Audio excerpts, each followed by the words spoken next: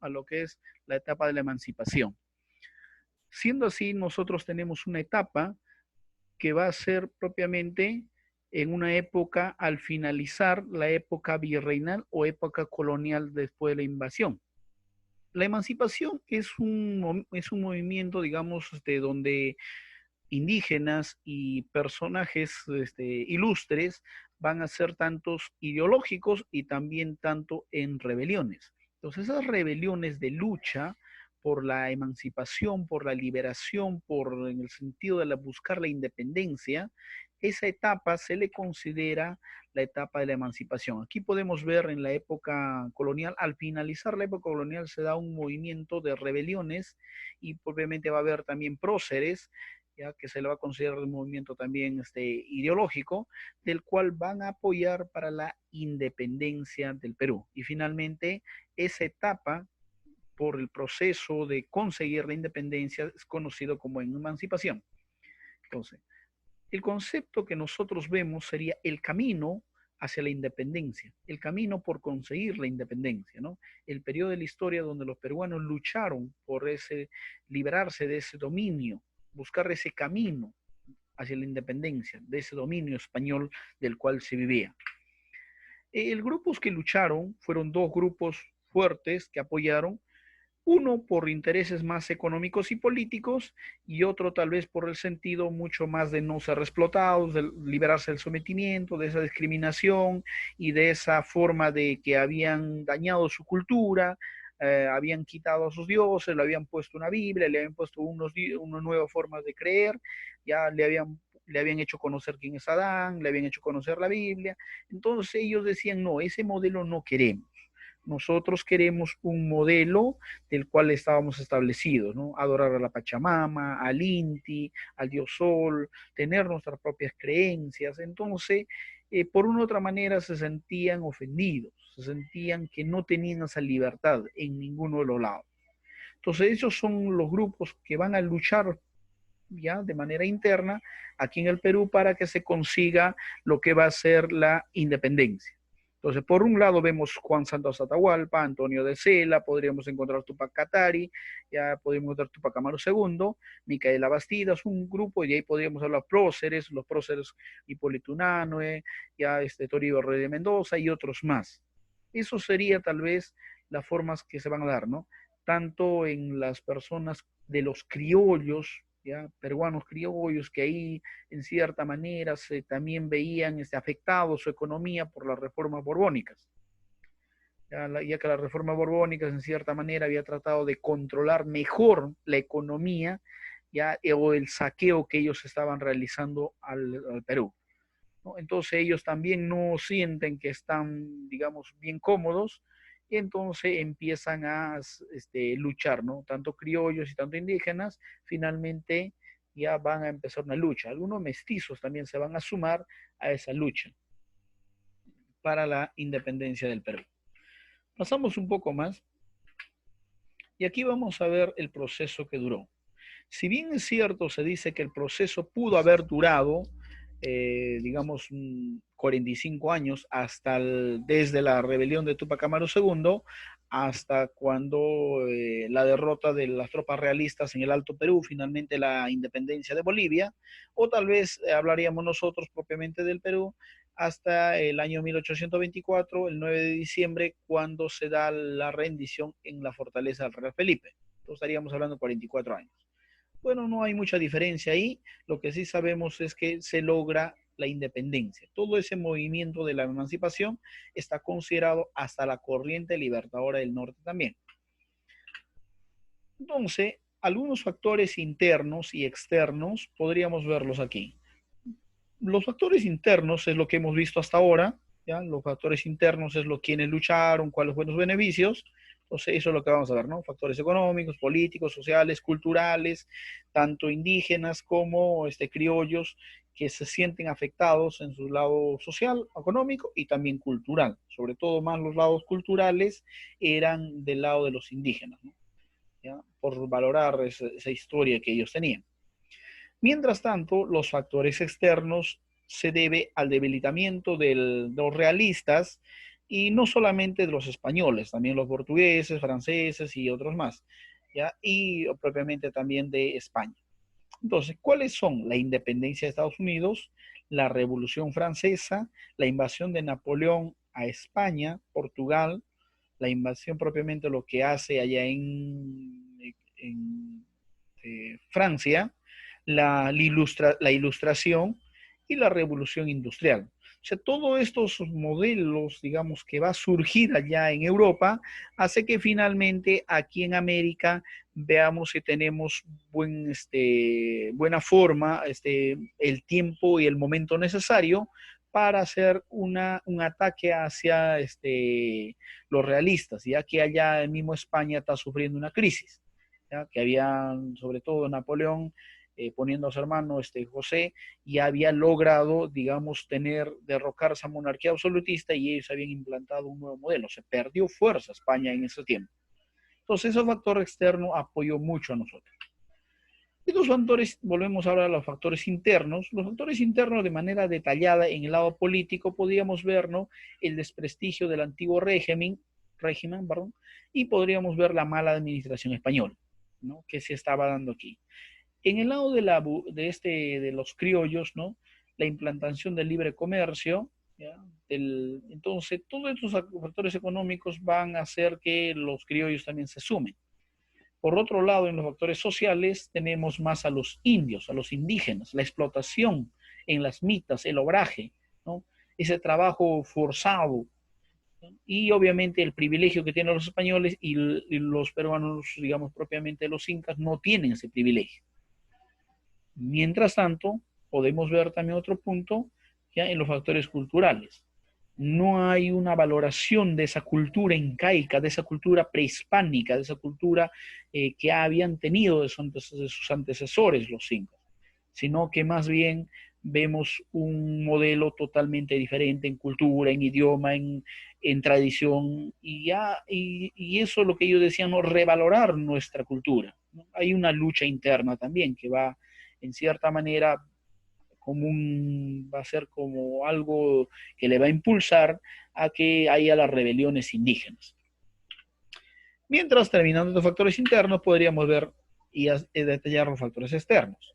Los factores externos, como lo decíamos anteriormente, es la independencia de los Estados Unidos, cuando los americanos consiguen su independencia y podemos ver, ¿no?, una igualdad, ¿ya?, verse esa igualdad de los hombres.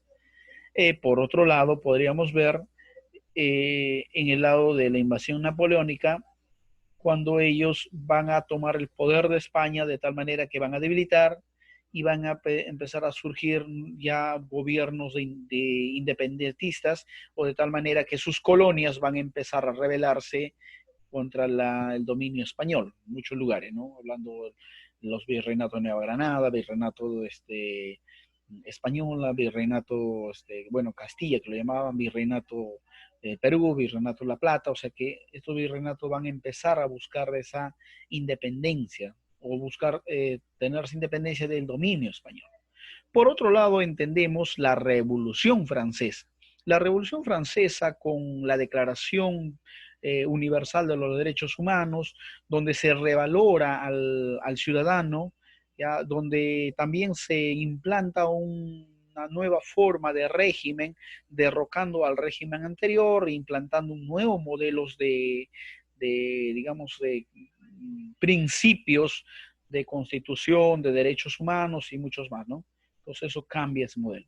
Y la revolución industrial, que se da el aumento de la producción, de tal manera que se ve unas nuevas búsquedas de riquezas, y ahí empiezan a ver, ¿no? De tal manera que eso también debe haber influenciado en algunos estudiosos, digamos, como los estudiosos y los propiamente que vivieron allá en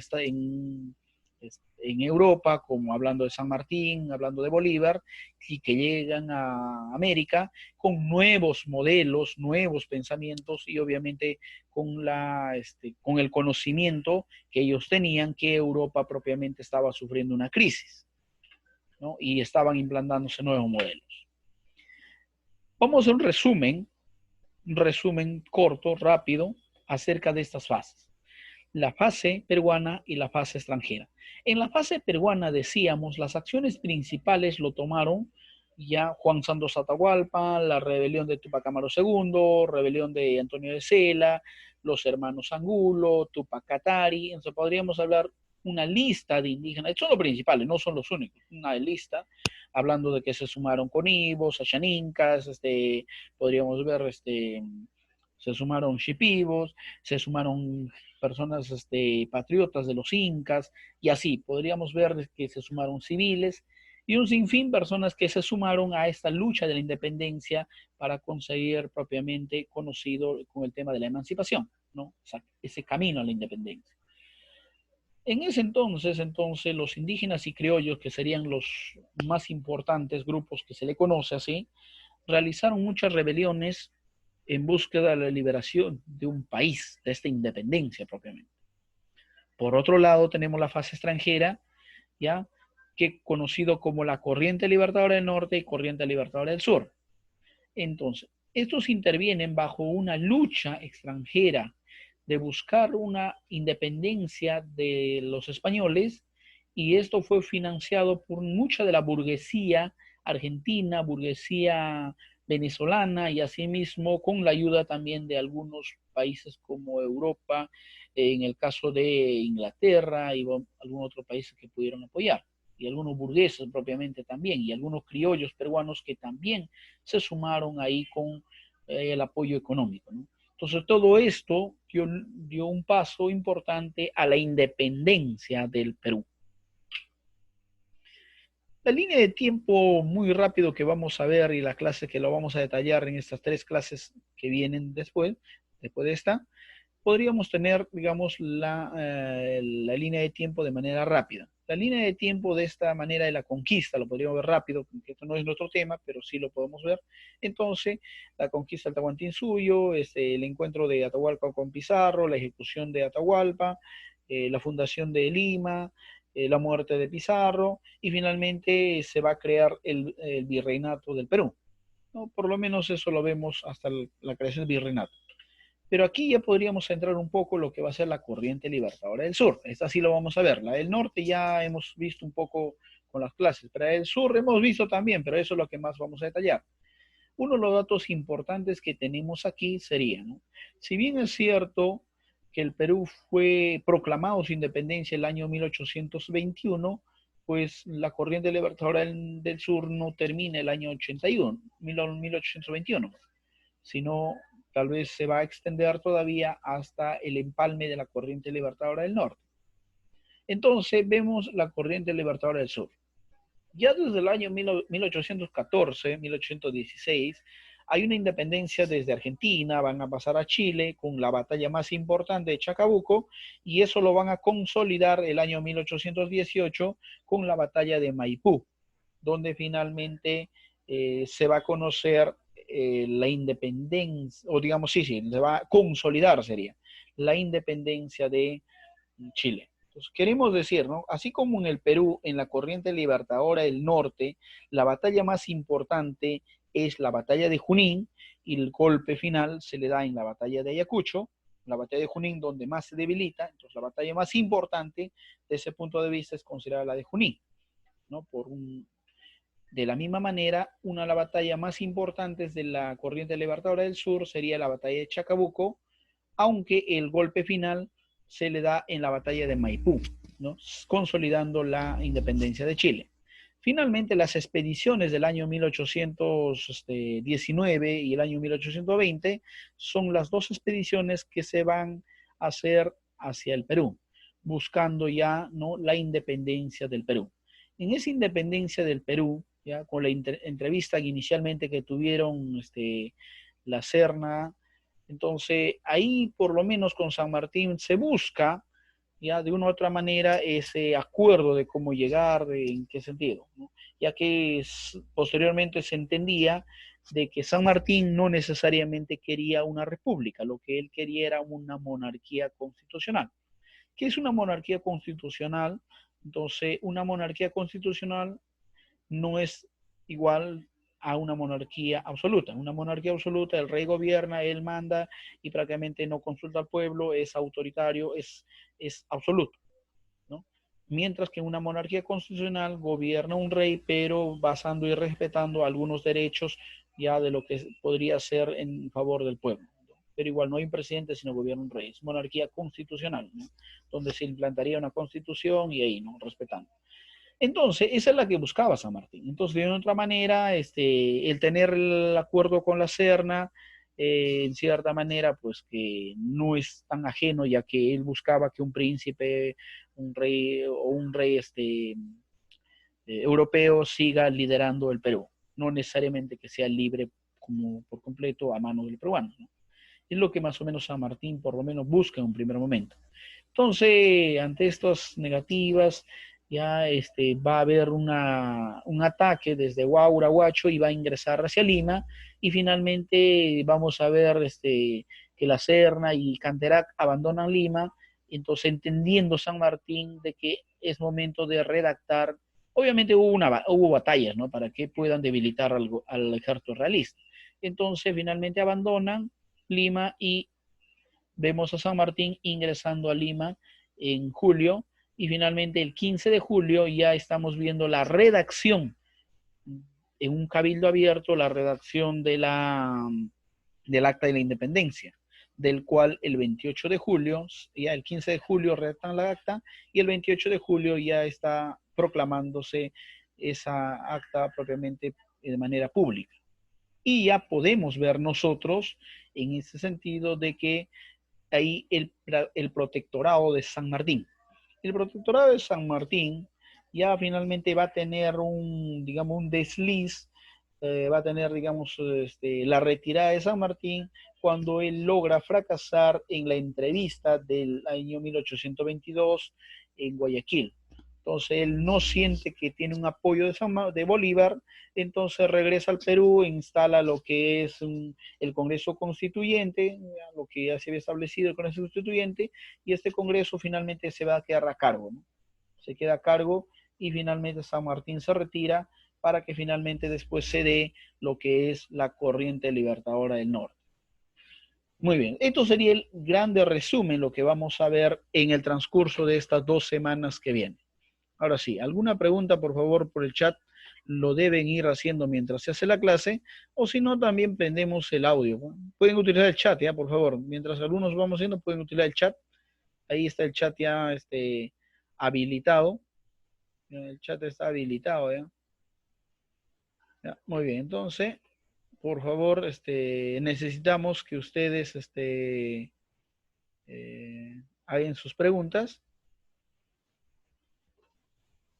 A ver, esperamos un momento, vamos a... Muy bien. Entonces, por favor, voy a habilitar el chat y voy a habilitar también el audio. Muy bien, la primera pregunta es, profesor, ¿se copia? No. Revisa, por favor, ya he subido, ayer he subido las clases de la semana 1 y la semana 2 en, ¿cómo se llama? En el intranet, ya en mensajería, perdón, en agenda se ha subido y ahí está la clase 1 y la clase 2. O sea, las clases de esta semana y la clase de la semana que viene ya lo tienen en el intranet. Profesor, lo copio, ustedes ven la forma como lo tiene, profesor, pero ya lo tengo ya. Entonces ya lo tienen, no, yo he dicho de otra manera, se está repitiendo, ¿no? Se está repitiendo, entonces ya no es necesario copiarlo, ¿ya? Profesor, aquí no hay tarea. No, si ya lo hicieron anterior, ya no hay esto. Es un repaso, obviamente, ¿no? Porque ya hicimos. Entonces, profesor, ¿cómo voy a hacer entonces las tareas? Mira, las tareas sí, lo tienes que hacer. Pero profesor, ya anteriormente es la misma hoja y la misma tarea, ya lo hice. Entonces, ya lo hiciste, si no lo envías, lo envías, y si no, también lo tendrías que enviar, ¿no? Obviamente. Entonces, solamente se envía una vez. Si ya enviaste anterior, ya no hay ningún problema, ya no tendrías por qué enviar. Por favor, eso sí, percátense bien si han enviado o no. Si no han enviado, envíen. Entonces, le vuelvo a repetir, la hoja de aplicación, que así lo conocen, bueno, yo lo estaba llamando ficha. Bueno, la hoja de aplicación, o el cual estaba llamando ficha, finalmente es eso, ¿ya? Por favor, ¿ya? Muy bien, ¿alguna pregunta, por favor? Ya voy a activar el audio, por favor, ¿alguna pregunta? Ya, si no, ya nos pasaríamos a retirar. Ya los tengo, ya casi la asistencia. ¿Alguna pregunta, por favor, pueden hacer? La tarea en Word no, la tarea se hace, por favor, en el cuaderno, por favor. Muy bien, ha sido un gusto. A ver, por favor, me gustaría que una pregunta por referencia. Si hay alguna pregunta por referencia al tema. La tarea. La tarea ya está, por favor, la tarea ya está en el intranet. Es la misma hoja que se le envió anterior. Es la misma hoja. Revísalo, si ya lo tienen, ya no hay ningún problema. Ya no tienen por qué hacer nada ya. Si ya lo copiaron en el cuaderno, no hay problema. Profesor, pero yo quiero imprimirlo, ya lo imprimo. Ven ustedes, lo intención que ahí está el resumen. Mucho más resumido del que está aquí, está en su hoja. Muy bien, si no hay algún inconveniente, por favor, aquí ya nos retiramos. Si no hay preguntas, yo creo que ya no habría más. La tarea está en el intranet, sí, todo está en el intranet, ¿ya? Ya, la lista ya lo tengo, no hay inconveniente, ya lo tengo la lista. Bien, gracias. Acá, abajo. Ya, muy bien, ahora sí ya podemos retirarnos ya. Aquí va a escribir una familia de Ana. Muy bien. La tarea sí se envía por internet. Claro que la tarea se envía por la tarea se envía por mensajería. Muy bien, ahora sí nos vemos, un gusto. Un grupo bien pilas. Nos vemos. Muy bien. Ay. Profe, Sí, le escucho. ¿por qué entró tarde? No, parece que hubo un error en mi horario, ¿ya? Eso ha sido el punto que está, no hay problema, porque en mi caso, ¿qué no nos quedamos? Yo me gustaría que tal vez se haga la clase.